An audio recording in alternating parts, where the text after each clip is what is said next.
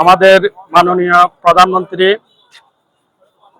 তারেক রহমান ফটিকছড়ি আগমন উপলক্ষে আমরা আজকে 4-5 দিন ধরে এই ফটিকছড়ির সর্বস্তরের জনগণ আমরা এক নজর দেখার জন্য অগির আগ্রহী ছিলাম। আমরা আলহামদুলিল্লাহ আমরা ফটিকছড়িবাসী অনেক ধন্য। আমরা আমাদের প্রধানমন্ত্রীকে যেই আপনার ক্ষমতা গ্রহণ করার 6 মাসের মধ্যে আমাদের ফটিকছড়িতে এসেছেন। আমরা ফটিকছড়িবাসী অনেক ধন্য, অনেক ভাগ্যবান, কারণ এই ফটিকছড়ি অবহেলিত ফটিকছড়িকে সচল করার জন্য মাননীয় প্রধানমন্ত্রী যিনি নিজের চোখে দেখে গেছেন, ইনশাল্লাহ আমাদের উন্নয়ন অনেক হবে।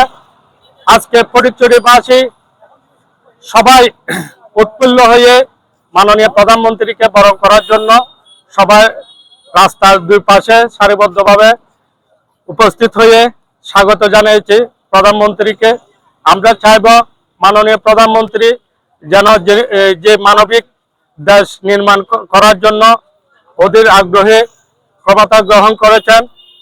আমি মনে করি বাংলাদেশের ইতিহাসে এই ইতিহাস সাক্ষী হয়ে থাকবে আমাদের মাননীয় প্রধানমন্ত্রী তারেক রহমানের সরকার, যিনি মানবিক সাধারণ মানুষের কথা চিন্তা করে এখানে যারা বন্যা কবলিত মানুষ হয়েছে তাদেরকে ঘর নির্মাণ করার জন্য আমাদের ফটিকছড়িবাসীকে আমাদের মাননীয় এমপি মহোদয় বিপুলপুরে ফটিকছড়ি থেকে নির্বাচিত হয়েছে আলহাজ সরাঙ্গীর সাহেব।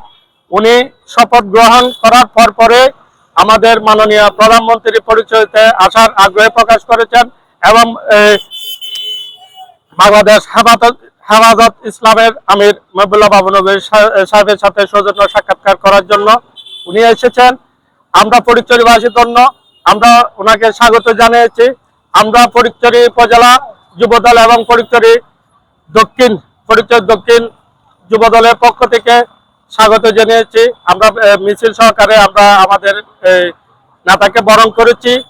আমরা আমাদের নেতার কাছে একটা চাওয়া, এই ফটিকছড়ির অবহেলিত ফটিকছড়ির অবকাঠামো উন্নয়নের জন্য আমাদের মাননীয় এমপি মহোদয় যেগুলো প্রস্তাবনা দিবেন ইনশাল্লাহ এটা বাস্তবায়ন হবে, এটা আশা রেখে আমার সংক্ষিপ্ত বক্তব্য এখানে শেষ করলাম। আল্লাহ হাফেজ। বাংলাদেশ জিন্দাবাদ।